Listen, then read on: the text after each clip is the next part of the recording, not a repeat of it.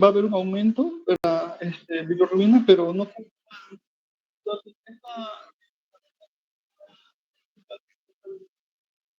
no va a ser soluble en agua. Entonces, básicamente, las causas etiológicas de esta ictericia prehepática indirecta llamada, va a ser en su mayoría lo que es la hemólisis. Vamos a tener talasemia, vamos a tener, bueno, pacientes neonatos, a veces se va a dar lo que es la ictericia fisiológica, ¿no? Vamos a tener también el deterioro de la captación de la bilirrubina provocados por fármacos, como empieza a ser la rifampicina, ¿no? Fármaco muy utilizado, sobre todo en pacientes con TB.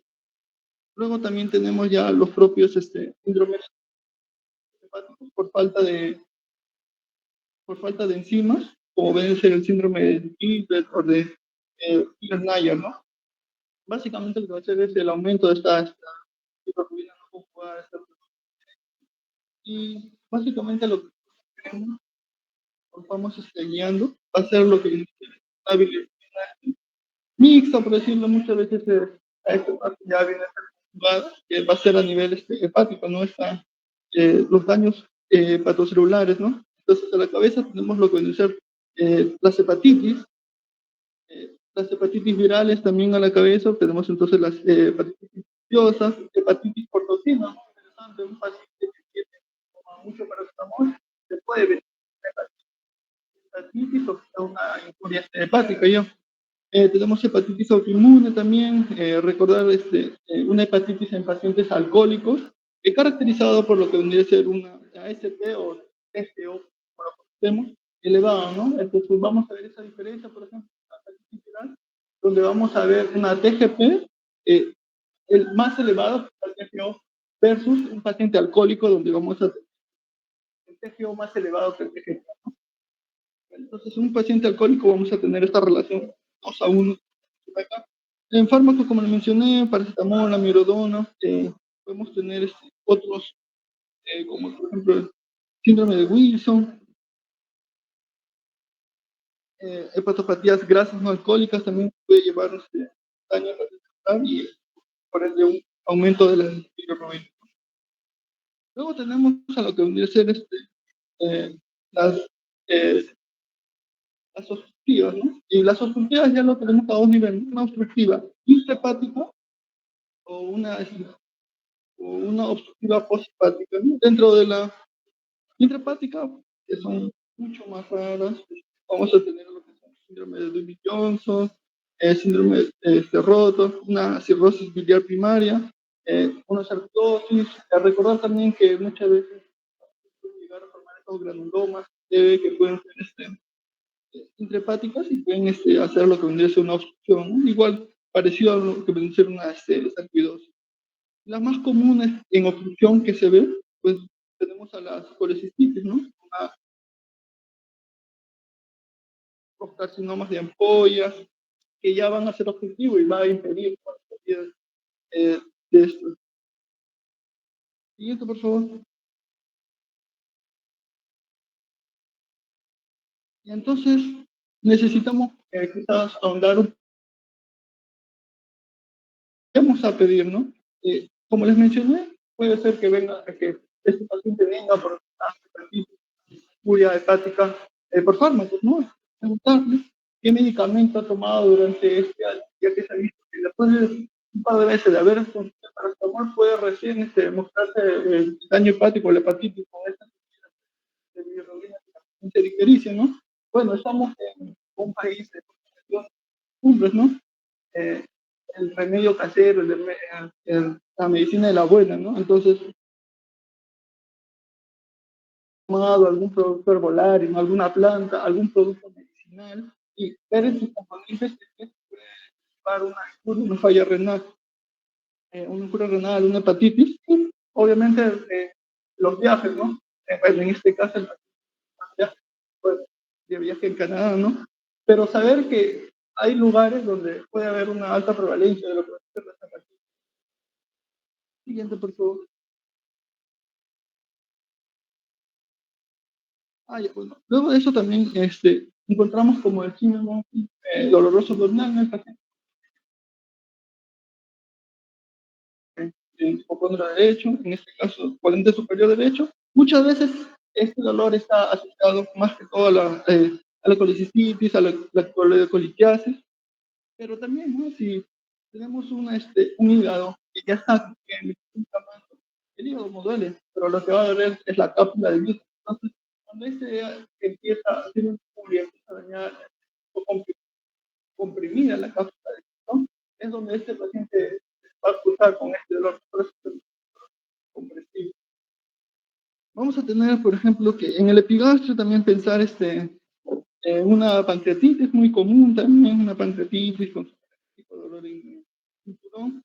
Eh, Muchos pacientes cursan con hepatitis, pueden llegar a ser cronicidad y darlo con personas renales, porque paciente con dolor en cuadrante superior derecho, a muchos en cuadrante superior izquierdo, correspondiente por ejemplo, a la en el crónico, ¿no? Y ya bueno, todo lo demás, como los cuadrantes superiores, que ya ¿no? Siguiente, por favor. Entonces, con esta sospecha y con todo lo que se ha mencionado, va a ser un paciente que cursa con un síndrome histérico, que cursa con un síndrome doloroso abdominal, que ha tenido contacto epidemiológico. Y eso nos va a ayudar mucho, ¿no? Por eso esta pregunta. El contacto epidemiológico el paciente escuchó por ahí que había un brote de hepatitis, no sabía cuál, pero bien. El paciente curso tiene contacto epidemiológico, entonces a una hepatitis aguda, ¿no? Podemos alejar, por ahí, por ahí, que puede cursar con unos dolores muy parecidos, pero por cuadro epidemiológico, contacto epidemiológico, no, estamos hablando de una hepatitis aguda. Siguiente, por favor. Entonces, si bien una hepatitis tiene muchas causas, vamos a tener a los virus hepatotropos a la cabeza, ¿no? Los que siempre los mencionamos como A, B, C, D, E, etc.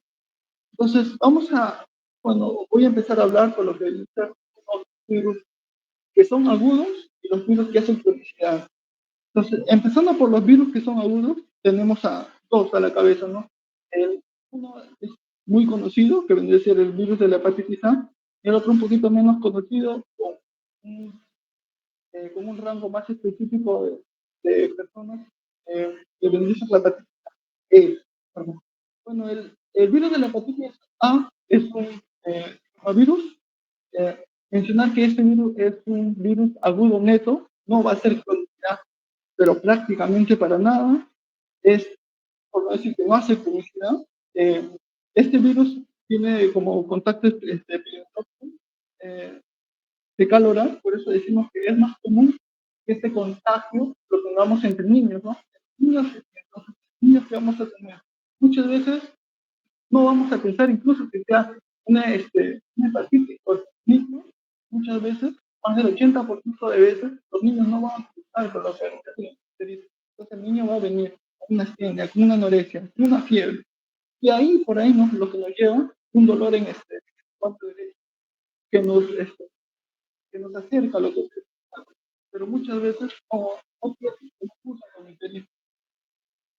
También se menciona que la hepatitis A es más benévolo mientras menos edad tiene.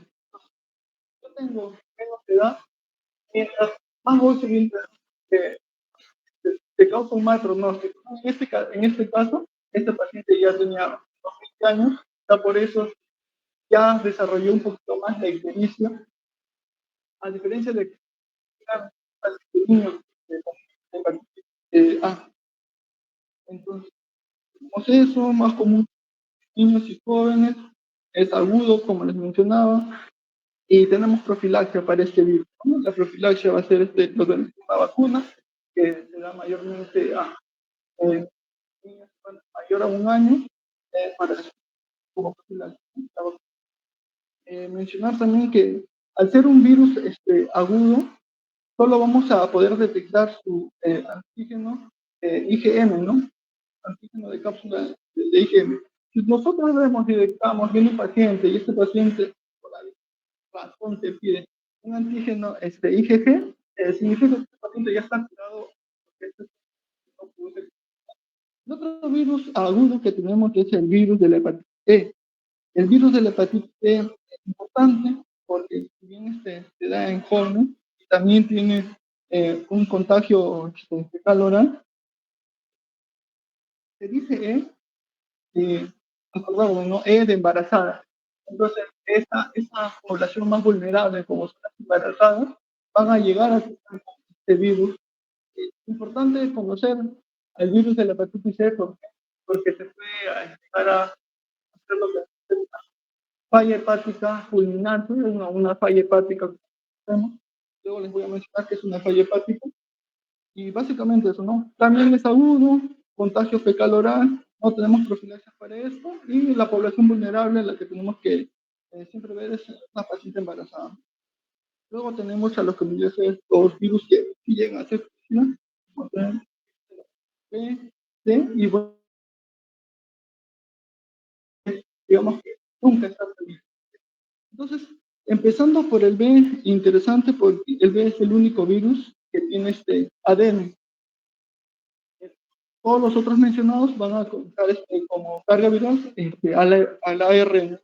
Este virus de la hepatitis B, al contar con ADN, puede llegar a fusionar su carga viral con el del hepatocito.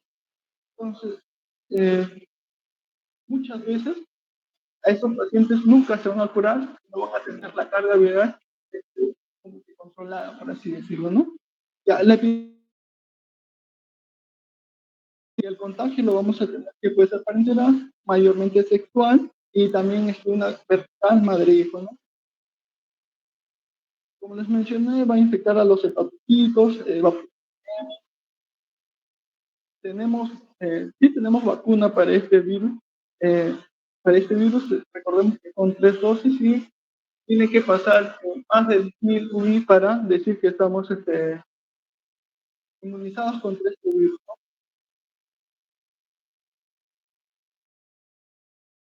A lo que viene a ser ya, como ya estamos en el virus D, voy a comentarles acerca del virus D, ¿no? El virus D, interesante, como no es un virus que nunca va a estar solito. Muchas veces va a estar acompañando a lo que viene a ser la hepatitis B. Entonces, a la hepatitis B. Tenemos una hepatitis B. eh, Tenemos que dosar muchas veces la hepatitis B para ver que no nos produzca una nueva pues, falla o no nos lleve a una falla hepática, ¿no? Recordar también que el virus de la hepatitis C es muy importante saber los anticuerpos que lleva. Entonces, ¿cómo vamos a ver si es un paciente agudo, es un paciente crónico de hepatitis B? Esta hepatitis B va a empezar y lo vamos a ver porque va a ser antígeno de superficie. Es lo primero que se va a poder dotar en el cuerpo. Este antígeno de superficie o HBS. Luego también recordar que vamos a ver, este virus va a entrar en replicación o va a estar duplicándose cuando le usemos lo que es el antígeno E. Y lo que nos interesa a nosotros, porque básicamente va a ser la carga o la unión al hepatocito, va a ser el el anticore, ¿no? El anticore también va a ser es un anticuerpo del antígeno core que tiene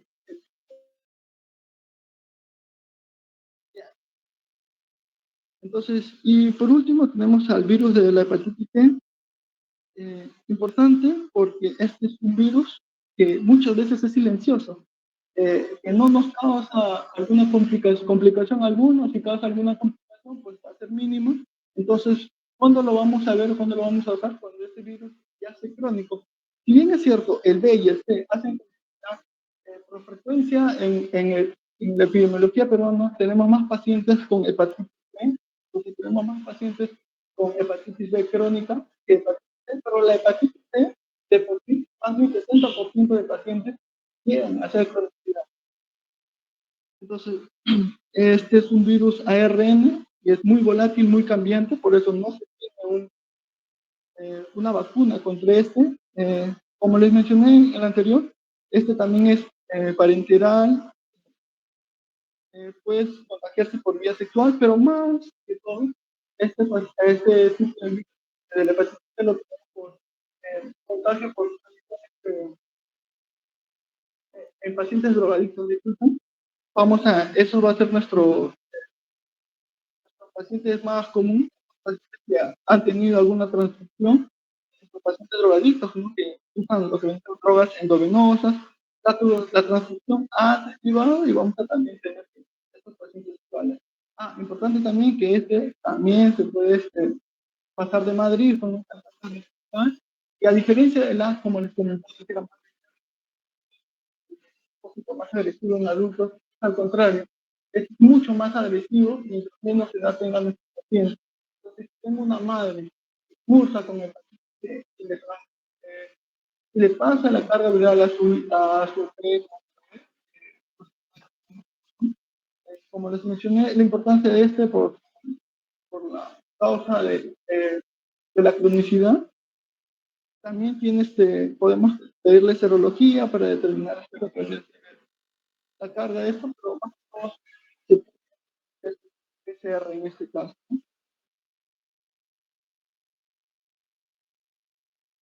Bien, ah, pues antes de continuar, disculpen, les quería comentar acerca de lo que viene una hepatitis, una infuria hepática, una falla hepática. Les mencioné y muchas veces solo vamos a darle tratamiento sintomatológico. Te preguntas, ¿no? Si es solo sintomatológico y es agudo, ¿y por qué lo trato? ¿Por qué me importa? Es porque al ser agudos pueden llegar a lo que es falla hepática fulminante. eh, entonces, para ver, para categorizar esto, tenemos que una hepatitis va a causar la fiebre, quizá un dolor, pero vamos a categorizarlos va a tener unas transacciones por encima de 3 veces valores del valor normal. Muchas veces se menciona que más de 10 veces el valor normal es algo agudo, ¿no? Va a tener las transaminasas muy elevadas. Luego, si a esto que añadimos lo que es R, por el tiempo de protocolo, vamos a decir que está entre un. ¿Por qué no sabe el INR? ¿Cuál es la importancia? Recordemos que el hígado va a ayudar a producir coágulos de el 7 de la seca y eso se va a dosar de NR. Entonces, yo tengo una hepatitis con un NR prolongado, ojo, un paciente que está con infuria. Y esta infuria, esta infuria cursa con una encefalopatía hepática, con un trastorno del sensorio, este paciente está haciendo una lesión hepática fulminante. Importante porque esta lesión hepática fulminante, la mayoría de pacientes, muchos llegan a morir. Su tratamiento estándar, lo mejor que nosotros podemos esperar, uno, que se resuelva la causa, pero su tratamiento definitivo es el trasplante hepático. Pues en el Perú, eh, eso no es un tratamiento definitivo, por así decirlo. Entonces, importante, yo tengo paciente con hepatitis, siempre observando, y si este paciente ya llega a ser una infección hepática, pues se va a tener que tomar otra paciente para que falla hepática fulminante. Bueno, siguiendo con lo que vendría a ser los virus, les voy a mencionar acerca de los virus no hepatotropos. A la cabeza tenemos lo que vendría a ser el virus de Epstein-Barr. Hepatotropos y no hepatotropos. Un virus hepatotropo es porque no el daño principal va a ser al hepatocito, mientras que este virus no hepatotropo no se hace en otro lado, pero por cargas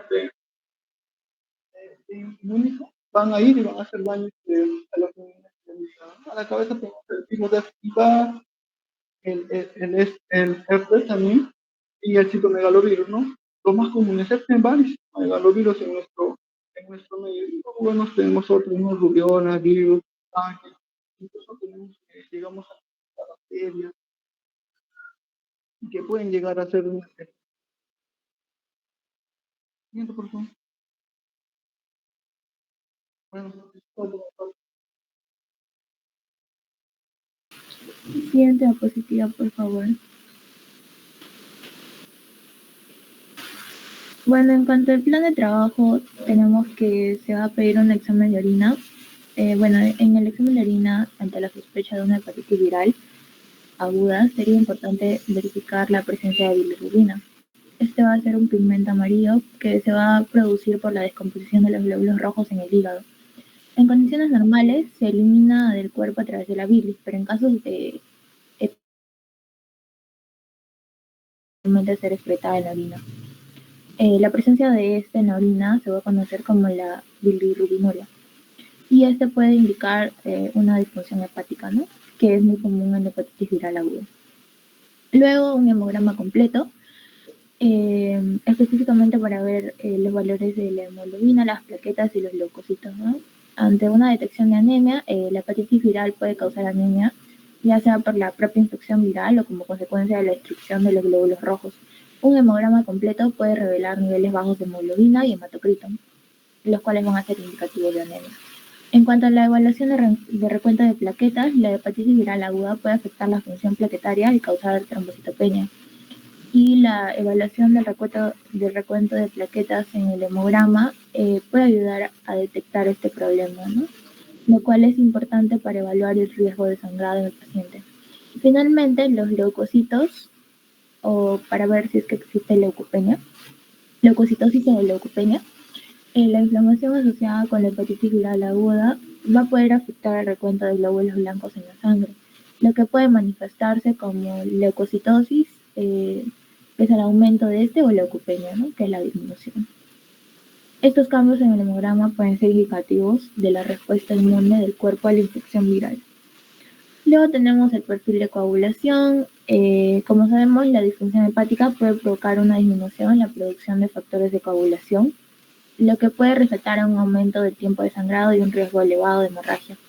Un perfil de coagulación alterado, especialmente con un INR elevado, puede indicar una disfunción hepática significativa y nos puede ayudar para hacer el pronóstico en pacientes, ¿no? con hepatitis viral. Luego tenemos el perfil hepático. Dentro del LT, GGT, bilirrubina, fosfatasa alcalina, alumina. Bueno, el perfil hepático va a incluir estas pruebas. Estas pruebas van a permitir evaluar la función general del hígado y determinar si existe alguna anormalidad en su capacidad para metabolizar las sustancias, producir proteínas y eliminar desechos. Las transaminosas, como la alanina aminotransferasa y el aspartato aminotransferasa, suelen estar elevadas en la hepatitis viral aguda debido al daño hepático. Un aumento significativo en estas enzimas, especialmente la alanina aminotransferasa, va a ser una señal común de inflamación hepática y puede ayudar a confirmar el diagnóstico de hepatitis viral aguda, ¿no? Lo que es en nuestro caso. Finalmente, la ecografía abdominal, ya que la ecografía va a poder ayudar a descartar otras condiciones hepáticas que podrían presentar síntomas similares a la de nuestros pacientes, ¿no? Como la enfermedad de vesícula biliar o la obstrucción biliar. Bueno, en pacientes con hepatitis viral aguda se va a confirmar, ya que se va a encontrar signos de inflamación hepática como la hepatomegalia. Siguiente diapositiva, por favor.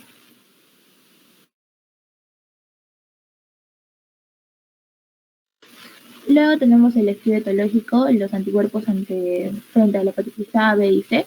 Este es un cuadro resumido. Si encontramos un anticuerpo IgM frente a la hepatitis A positivo, se estaría confirmando un diagnóstico de la hepatitis A aguda. En cuanto a la hepatitis B aguda, para confirmar el diagnóstico se va a necesitar un antígeno de superficie de la hepatitis B y un anticuerpo frente al antígeno del core de la hepatitis B positivo, ¿no? Para la hepatitis B crónica se va a necesitar una prueba positiva del antígeno de la superficie de la hepatitis B y hepatitis B aguda, un anticuerpo frente al antígeno del core de la hepatitis B positiva. Y finalmente, para la hepatitis C aguda o crónica, se va a tener un resultado positivo del anticuerpo frente a la hepatitis C, ¿no? Bueno, para esto van a ser necesarias otras pruebas, como la PCR, entre otros. Siguiente diapositiva. Siguiente. Dentro de los exámenes complementarios, en el paciente se encontró los valores de los leucocitos elevados y los linfocitos también de igual manera elevados, ¿no? Bueno, la leucocitosis y los linfocitos nos indicarían, ¿no?, una probable infección viral, ¿no? Justo con lo que estaba comentando para el plan de trabajo. Siguiente diapositiva. Bueno, también se realizó los exámenes de las transaminasas y las bilirrubinas.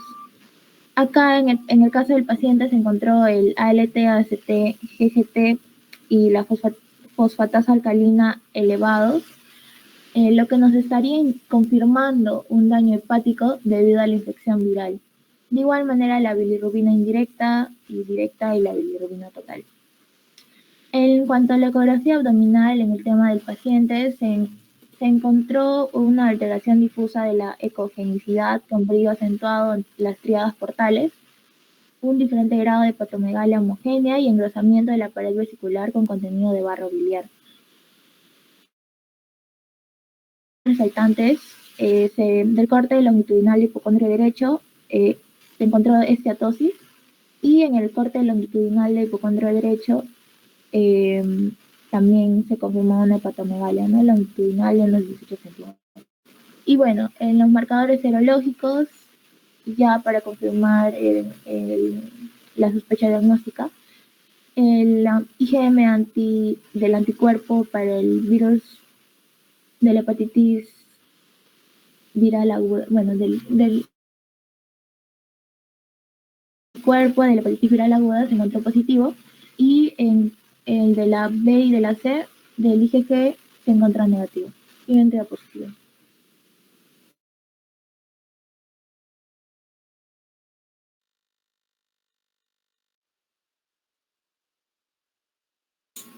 Buenas tardes, doctora. A continuación voy a terminar explicando lo que es el diagnóstico definitivo y el tratamiento.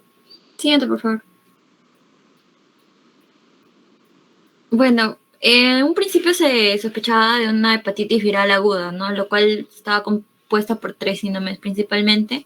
Bueno, 2 síndromes, un síndrome ictérico, un síndrome doloroso abdominal y un contacto epidemiológico, ¿no? Entre el cuadro clínico, lo que más nos resalta y se apegaría más a lo que es una hepatitis viral aguda es que el paciente ha presentado náuseas, vómitos, anorexia, baja de peso, ha presentado fiebre, picos febriles, ha tenido un dolor abdominal en hipocondrio derecho, ictericia marcada, que incluso fue a escleras, motivo por el cual ingresa. Y también en el examen físico encontramos lo que es el abdomen globoso, adicional a una hepatomegalia, ¿no? Los exámenes auxiliares que ya explicó mi compañera, lo que más nos resalta en el diagnóstico de una hepatitis viral aguda es la elevación de las aminotransferasas, sobre todo la TGP y la TGO, ¿no? Con 93, 95 respectivamente cada una GGT elevada y una fosfatasa alcalina elevada también, ¿no? La elevación de las bilirrubinas también nos indicarían que hay un proceso inflamatorio, lo cual explicaría lo que es el síndrome ictérico, ¿no? Bueno, se pidió lo que es la ecografía abdominal. Lo que es la ecografía abdominal es más de 18 milímetros, ¿no? Diferente heterogenicidad más un engrosamiento. Y lo que nos da el diagnóstico básicamente va a ser la serología, ¿no? Se ha visto que hay anticuerpos IgM anti-HAV, que son los anticuerpos de lo que es una hepatitis viral aguda tipo A lo que es positivo, ¿no? Y en cambio a lo que es negativo, a lo que es la IgG anticuerpos, HbHc negativos, ¿no? Siguiente, por favor. Bueno, para recordar que la hepatitis viral aguda tipo A, es un hepatovirus de la familia Picornariidae. Es un virus ARN, que usualmente su mecanismo de acción es hacer una injuria hepática como una respuesta del huésped tipo A, ¿no? Usualmente hace una replicación viral que ocurre en el citoplasma del hepatocito y lo que hace un daño hepatocelular. Lo más importante que debemos recordar es que la infección aguda por el virus de hepatitis viral A. Provoca más que todo un proceso necrótico inflamatorio agudo que usualmente se resuelve espontáneamente, ¿no? Sin dejar secuelas. Usualmente también el periodo de incubación de la hepatitis A suele ser de 14 a 28 días, ¿no? Los síntomas ya mencioné usualmente pueden ser de ausentes a graves, ¿no? Lo que más tenemos que tener mucha importancia es lo que son los medios de transmisión. Recordemos que el virus de hepatitis A es un virus que lamentablemente sí resiste a lo que es la congelación, el calentamiento moderado, la desecación y el pH bajo, ¿no? Y persiste en lo que son las heces las heces o deposiciones, ¿no? También persiste en lo que son aguas residuales y en el suelo durante periodos prolongados. Aquí podemos ver, bueno, no sé si podría hacer zoom, pero podemos ver lo que es la modo de transmisión de la hepatitis viral A, ¿no? Que usualmente son, por ejemplo, personas que trabajan en guarderías o que tienen riesgo de contagiarse con heces, que puede ser cuidando niños, cuidando personas adultas mayores que no tienen la posibilidad de ser independientes en ese aspecto, ¿no? Entonces, personas que también trabajan en el ámbito sanitario tienen una contaminación directa en lo que es fecal oral, ¿no? También puede haber contaminación fecal del entorno, lo que son, no hay recursos sanitarios adecuados, por lo cual no hay una descontaminación correcta de lo que es el agua, el cual, se puede ver en ciertas personas que tienen bajos ingresos, pueda llegar a sus manos y con eso lavar sus alimentos y hacer una vía de transmisión indirecta, ¿no? Otras vías de transmisión directa, pues en las epidemias masivas, en regiones endémicas, como lluvias abundantes, inundaciones, ¿no? Como ya mencioné, cuando el agua potable es muy deficitario, no tiene un proceso de filtración adecuado, el agua para el consumo humano va a estar contaminada, ¿no? Entonces eso puede ser una transmisión directa oral a lo que es el paciente y llegar a adquirir el virus, ¿no? Bueno, aquí saqué un cuadrito más que todo para lo que es la media transmisión de persona a persona, ¿no? Usualmente puede ser transmisión en lo que son casas de reposo o guarderías, transmisión sexual, transmisión en residencias, transmisión en el hospital, sobre todo el personal técnico que está más involucrado en lo que es el aseo personal de los pacientes.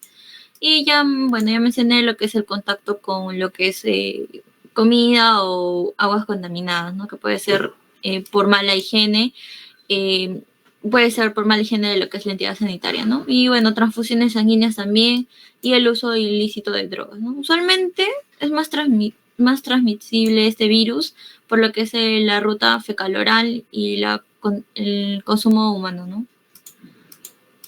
Siguiente, por favor. Bueno, puedes retroceder, perdón, me equivoqué. Sí, quería acotar que usualmente hay 5 perfiles clínicos en lo que es una hepatitis viral A. Bueno, ya mencioné lo que es más típico de encontrar en un paciente, ¿no? Lo que es malestar general, ictericia, un síndrome doloroso abdominal, ¿no? Sin embargo, va a haber 5 perfiles clínicos, ¿no? Por ejemplo, en niños es muy, muy frecuente encontrar en niños menores de 5 años una infección asintomática, ¿no? En otros pacientes ya mayores de 5 años puede ser una infección sintomática con orinas oscuras, usualmente acompañadas o seguidas de una ictericia mucocutánea. Lo que es una hepatitis colestásica también puede ser, ¿no? Un perfil clínico, que usualmente es una hepatitis que se caracteriza por prurito, elevación prolongada de la fosfatasa alcalina, la GGT y la bilirrubina también, ¿no?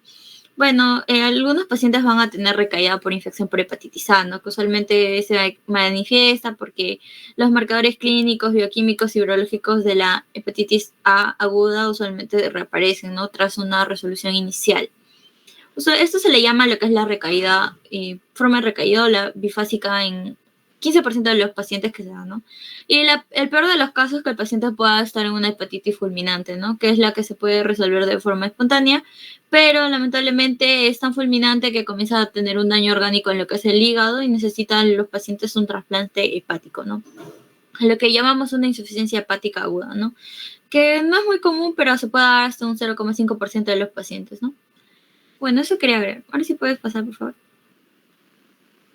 Bueno, hablando más que todo de lo que es prevención y tratamiento, en lo que es la prevención siempre se va a prevenir con vacunación, ¿no?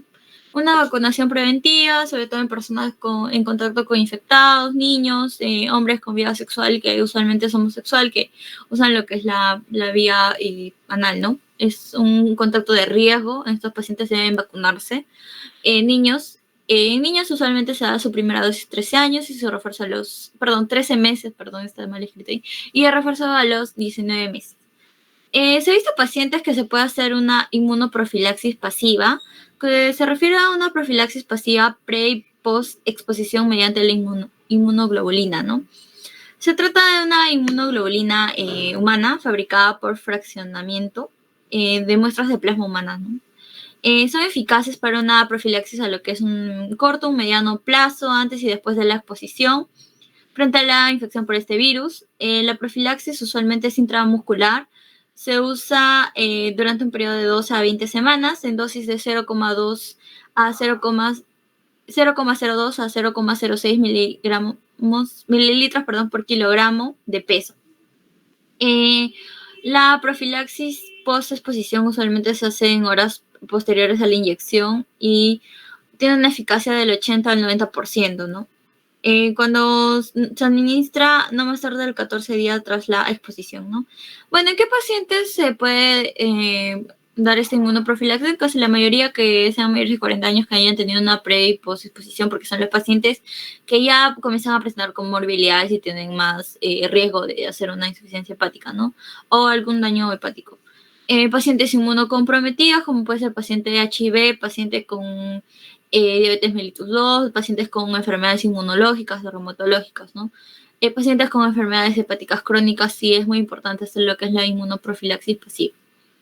Bueno, ya para ir a lo que es el tratamiento, no hay una cura para lo que es no hay un tratamiento muy específico para lo que es la erradicación del virus de hepatitis A.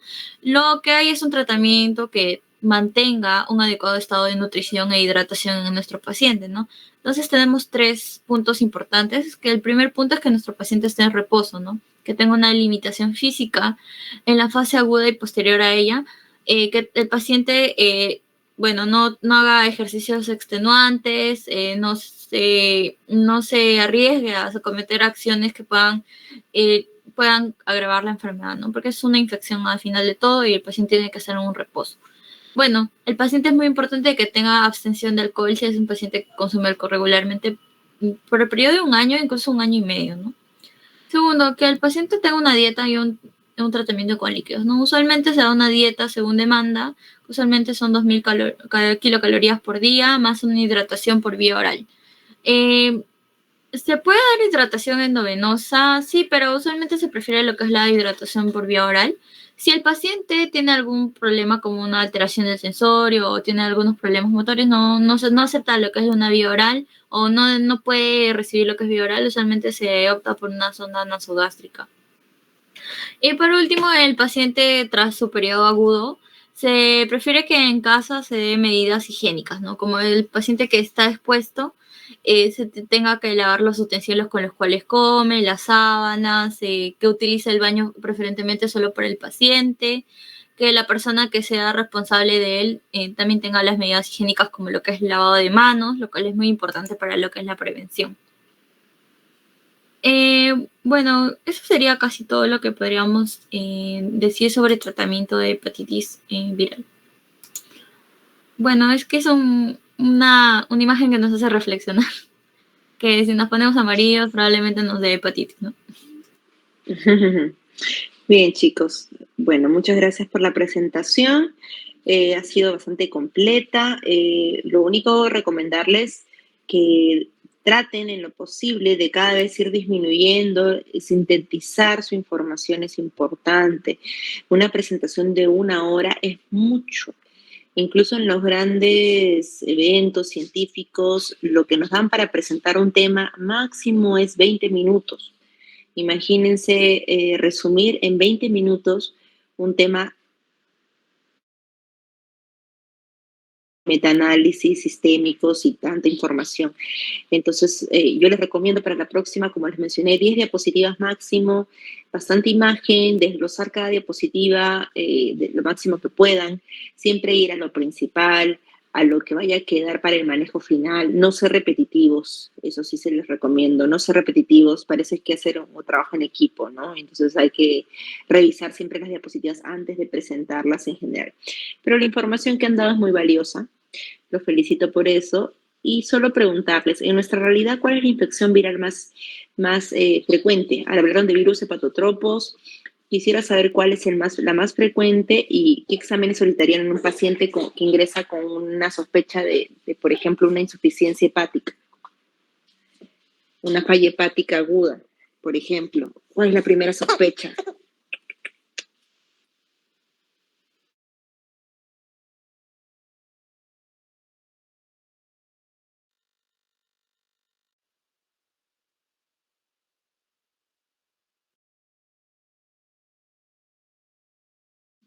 Sí, doctora.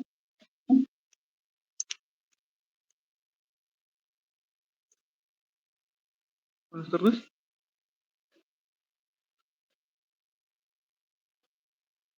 Sí, te escucho. Ruiz, te escuchamos.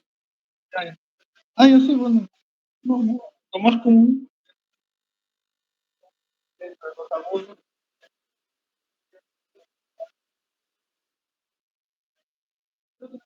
Era,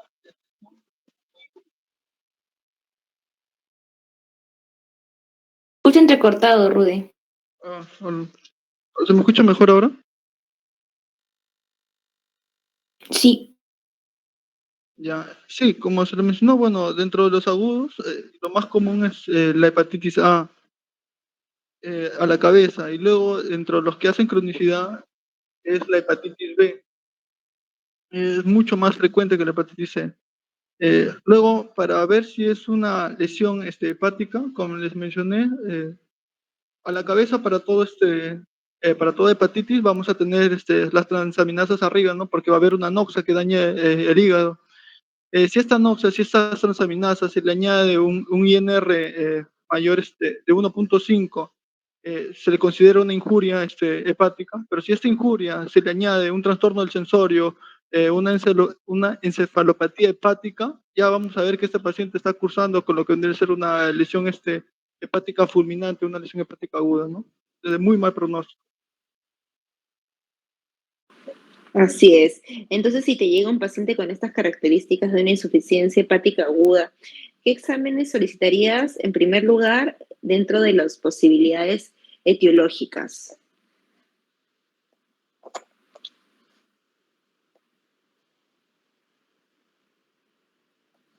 Ya, sí, bueno, bueno, tengo un paciente que tuvo conflicto. No te escuchamos, Rudy. Ya, doctora, ¿ahorita se me escucha mejor? Sí, ahora sí. ¿Podría ser un dosaje de inmunoglobulinas? De inicio, ¿qué exámenes pido? De inicio, pues viene mi paciente, le pido transaminasas, bueno, todo el Perfil hepático. ¿Qué más? todo el perfil hepático, le pido lo que es el perfil de coagulación, el INR y el TP, Ya. y para empezar a buscar las causas etiológicas, pues empiezo a pedir todas las baterías de lo que es serología, ¿no?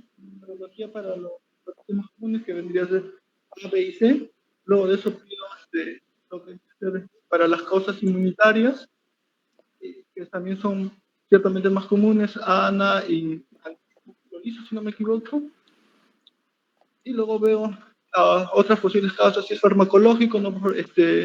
Alguna toma de medicamentos, como les mencioné en la exposición, si el paciente ha tomado alguna hierba, algún remedio medicinal que le haya llevado a una injuria hepática, ¿no? Ok. Dentro de las infecciones, tú me has dicho que pedirías hepatitis A, B y C. Pero bien es cierto que hay otro tipo de infecciones virales que podrían darse de acuerdo al grupo de paciente y de acuerdo a la exposición previa del paciente. ¿Qué exámenes de otras infecciones que existen en nuestra realidad en el Perú pedirías? ¿Dosaje de qué otros virus?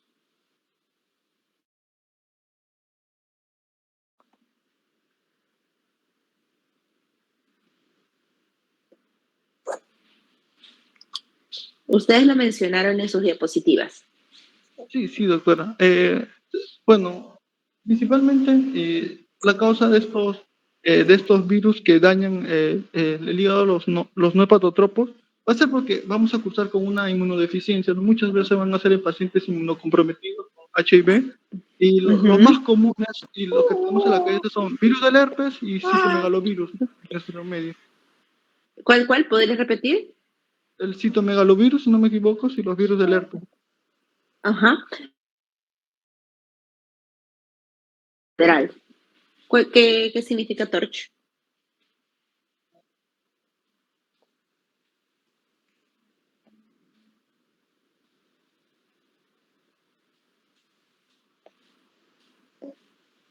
¿Recuerdan? Jesús, te escuchamos. Toxoplasmosis, rubiola, citomegalovirus, herpes y VIH otra. Correcto. Entonces, así, le pedimos esto de rutina al paciente con sospecha de infección viral. De pronto nos sale ABC negativo, pero no hay antecedente de fármacos, no hay antecedente de OH, no hay antecedentes claros y viene de un lugar pues con no buenas condiciones o antecedentes de algún tipo de factor de riesgo de fondo, entonces no tengo que perder el tiempo. Voy pidiendo eso paulatinamente. Recuerden que la insuficiencia hepática aguda es de alta mortalidad, morbimortalidad. Por ende, si no pido exámenes, probablemente el paciente hasta puede fallecer sin saber el origen de esa insuficiencia hepática, ¿ok? Sí es cierto que es más frecuente la hepatitis A, que es más frecuente la farmacológica.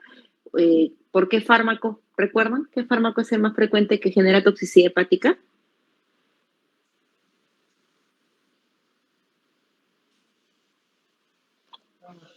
Uno común y que se toma como caramelito, el paracetamol. El paracetamol, así es. Entonces, pensamos en eso, ¿no? Y si observamos que no hay esos antecedentes claros,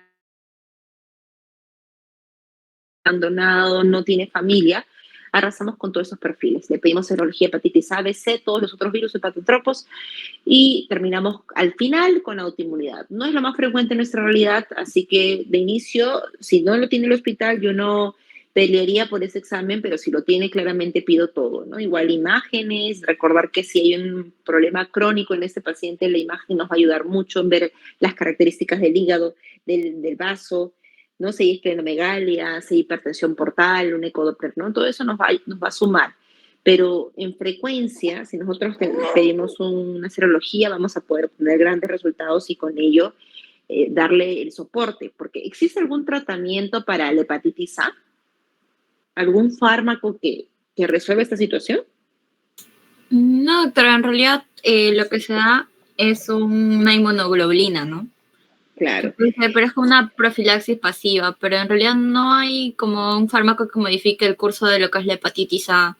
Lo que se da es un soporte nutricional e hidratación al paciente. Simplemente esperar, hidratar, evitar fármacos hepatotóxicos, sobre todo eso, por eso es que se evita dar algún otro medicamento y observar los perfiles hepáticos seriados. Y lo característico acá es la hipertransaminasemia, como lo mencionó su compañero. Claramente, si es más de cuántas veces por encima yo ya sospecho de una falla o una hepatitis viral A.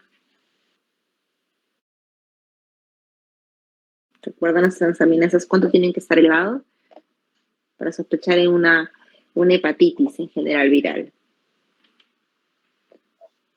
Sí, doctora, bueno, de ahí que eran más de 3, más de 3 superior, ya podemos en algo agudo se menciona que más de 10. Algo agudo más de 10, y ya estamos hablando incluso hasta de una posible falla, pero no, se podría esperar por encima de 4 veces por encima de lo normal, ¿no? Entonces ya eso, cuando yo veo una hipertransaminasemia de esas características, yo tengo que pensar que se trata de una hepatitis. Hipertransaminasemia leve puede ser por cualquier otro factor hasta crónico, ¿no? Pero si es de esas características tan elevado, mi primera opción en la cabecita va a venir virus. Y voy a pedir los más frecuentes y seguido de eso, eso sale rápido. Si en las siguientes 4 horas sale negativo, me pido los otros, la carga de TORCH. ¿Ya, chicos? Bien, bueno, nos hemos pasado un poquito del tiempo. Recuerden, por favor, menos diapositivas para que nos dé más chance de discusión. La idea es discutirlo entre nosotros, así que está perfecto, muy bien, pero síntesis, traten de sintetizar. Yo sé que ustedes tienen los conocimientos, pero hay que saber resumirlos y de manera armoniosa como lo han hecho, gráfica, pero en menor cantidad, ¿ok? Sí, doctora, gracias. Muy bien, chicos, gracias por su tiempo y nos estamos comunicando con algunos el día de mañana y con el resto la próxima semana.